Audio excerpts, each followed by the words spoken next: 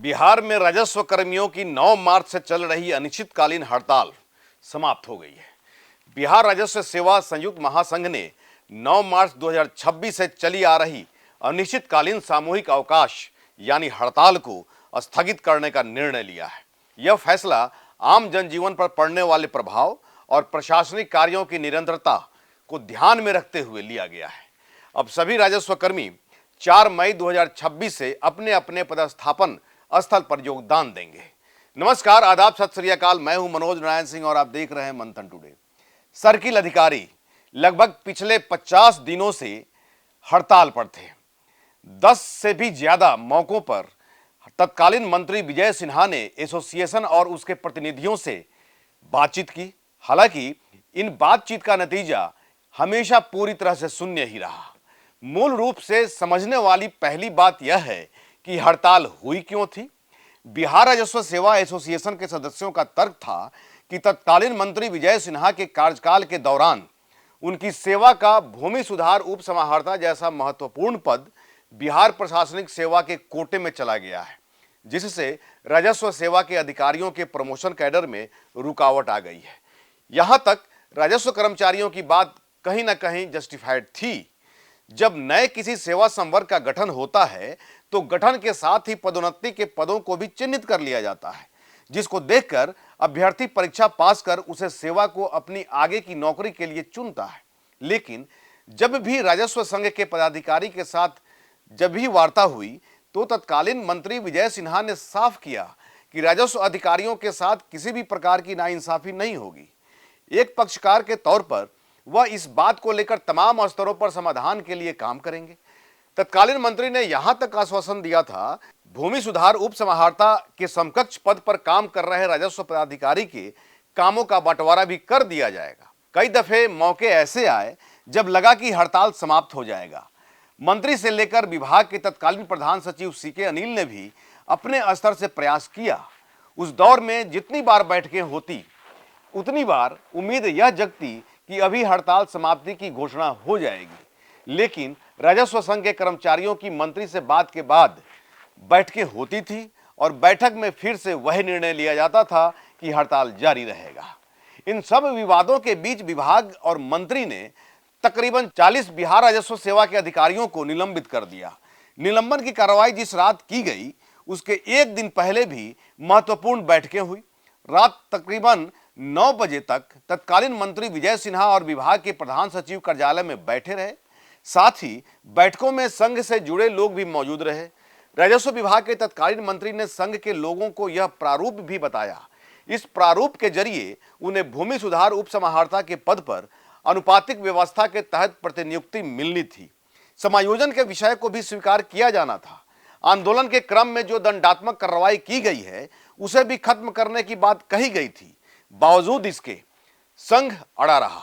संघ के अधिकारियों का कहना था कि जब उनके कैडर का पद बिहार प्रशासनिक सेवा के कोटे में सामान्य प्रशासन विभाग के पास चला गया है तो ऐसी स्थिति में इस प्रारूप का कोई वजूद ही नहीं है। 50 दिनों तक अंचल कार्यालय लगभग ठप रहे। वैकल्पिक व्यवस्था जरूर की गई लेकिन नियमित कामकाज प्रभावित हो रहे थे। अधिकारी अड़े हुए थे। विभाग कार्रवाई कर रहा था। इसी बीच अचानक खबर आई कि मुख्यमंत्री नीतीश कुमार पद छोड़ेंगे और बीजेपी के कोटे से सम्राट चौधरी मुख्यमंत्री होंगे। नई सरकार का गठन हुआ। सम्राट चौधरी ने मुख्यमंत्री के तौर पर शपथ ली।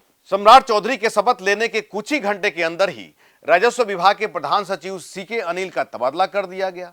सीके अनिल की जगह जय सिंह को विभाग का सचिव बना दिया गया। राजस्व संघ के अधिकारियों ने विभाग के नए सचिव जय सिंह से वार्तालाप किया और जय सिंह के आश्वासन पर ही हड़ताल के समाप्त कर देने की घोषणा कर दी। जानकारों की राय यही से बदलती है कि तत्कालीन मंत्री विजय सिन्हा बतौर उप मुख्यमंत्री भी काम कर रहे थे। उन्होंने तकरीबन 10 दफे बातचीत की और आश्वासन भी दिया। तत्कालीन उप मुख्यमंत्री की बात पर राजस्व संघ के अधिकारी और लोगों को भरोसा नहीं हुआ, लेकिन सचिव के आश्वासन पर हड़ताल समाप्त कर दी गई। ना तो इस बात का पत्र जारी किया गया कि भूमि सुधार उप समाहर्ता का पद राजस्व सेवा के अधिकारियों को दिया जाता है, ना तो इस बात का पत्र जारी किया गया कि जो अधिकारी दंडात्मक कार्रवाई झेल रहे हैं उन पर मामले खत्म किए गए। यहां तक कि उस समय के उप मुख्यमंत्री भी आश्वासन दे रहे थे। तो क्या राजस्व कर्मचारियों को मौजूदा नए सचिव द्वारा दिया गया आश्वासन उप मुख्यमंत्री के आश्वासन से ज्यादा भरोसेमंद लगा, या फिर असली मुद्दा वह तरीका था जिससे उस समय के मंत्री विजय सिन्हा राजस्व से जुड़े मामले को सुलझाने के लिए जनता दरबार लगा रहे थे। एक ऐसी प्रक्रिया जिसके दौरान राजस्व अधिकारियों और कर्मचारियों को असहज महसूस होता था। क्या विजय सिन्हा के कार्यकाल के दौरान हुई हड़ताल के पीछे यही मुख्य कारण था, या फिर असल में इस हड़ताल को किसी वरिष्ठ अधिकारी द्वारा भड़काया जा रहा था? जानकार यह भी पूछ रहे हैं कि जब हड़ताल आश्वासन पर ही तोड़ना था तो उप मुख्यमंत्री के आश्वासन पर हड़ताल न तोड़कर नई सरकार के नए सचिव के आश्वासन पर हड़ताल तोड़ना बिना किसी मांग के पूरा हुए अचंभित लग रहा है। संघ द्वारा जारी पत्र में कहा गया है कि जनहित को ध्यान में रखते हुए और सरकार पर भरोसा जताते हुए हड़ताल समाप्त किया जाता है। इससे यह सवाल उठता है कि क्या एसोसिएशन के सदस्य केवल विजय सिन्हा के जाने का ही इंतजार कर रहे थे? एक और अहम सवाल यह उठता है कि हड़ताल खत्म करने के बदले में रेवेन्यू एसोसिएशन को आखिर मिला क्या? कोरे आश्वासनों के अलावा संघ के सूत्रों से मिल रही जानकारी के अनुसार 4 तारीख को एक बैठक संभावित रूप से तय की गई है। इस बैठक में मुख्य सचिव, राजस्व सचिव, सामान्य प्रशासन विभाग के अपर मुख्य सचिव और प्रधान सचिव रैंक के कई अन्य अधिकारियों के शामिल होने की उम्मीद है। इस बैठक के दौरान बिहार राजस्व सेवा के अधिकारियों की डीसीएलआर और डीएलओ के पदों पर अनुपातिक नियुक्ति सुनिश्चित करने के लिए एक तंत्र तैयार किया जाएगा। जानकार लोग संघ के रुख को लेकर भी सवाल उठा रहे हैं कि अगर इसी बैठक को किसी प्रस्ताव का आधार बनना था तो उस समय तत्कालीन मंत्री द्वारा पेश किए गए मसौदे को, जिसमें वे सभी प्रावधान शामिल थे, क्यों खारिज कर दिया गया? क्या उस समय राजस्व सेवा के अधिकारियों के मन में जनहित और लोक सेवा का विचार नहीं था? अटकलों का हवाला देते हुए राजस्व सेवा एसोसिएशन के सूत्रों ने संकेत दिया है कि सभी संकेत एक ऐसे मास्टरमाइंड की मौजूदगी की ओर इशारा करते हैं जो इस हड़ताल को संचालित कर रहा है, जो अब 50 दिन से जारी है। कथित तौर पर इस व्यक्ति ने एसोसिएशन को निर्देश दिया था कि नई सरकार के गठन तक हड़ताल जारी रखी जाए। कुल मिलाकर जहां यह राजस्व सेवा एसोसिएशन पर निर्भर करता है कि वे स्पष्ट करें कि इस 50 दिवसीय हड़ताल के माध्यम से उन्होंने वास्तव में क्या हासिल किया है, वही जनता, विशेषकर बिहार के लोग, पूरी कहानी जानते हैं।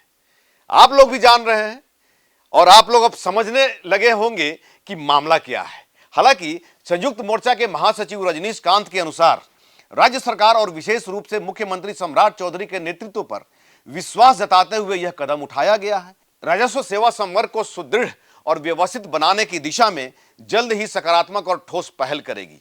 सरकार पहल करेगी। इसके साथ ही 5 मार्च 2026 को सौंपे गए 11 सूत्री मांग पत्र पर गंभीरता से विचार कर समयबद्ध कार्रवाई की उम्मीद जताई गई है। संयुक्त मोर्चा ने अपनी प्रमुख मांगों में भूमि सुधार उप समाहर्ता के पद को पूर्ण रूप से प्रशासनिक और कार्यात्मक नियंत्रण के तहत राजस्व विभाग में लाने की बात दोहराई तो जरूर है।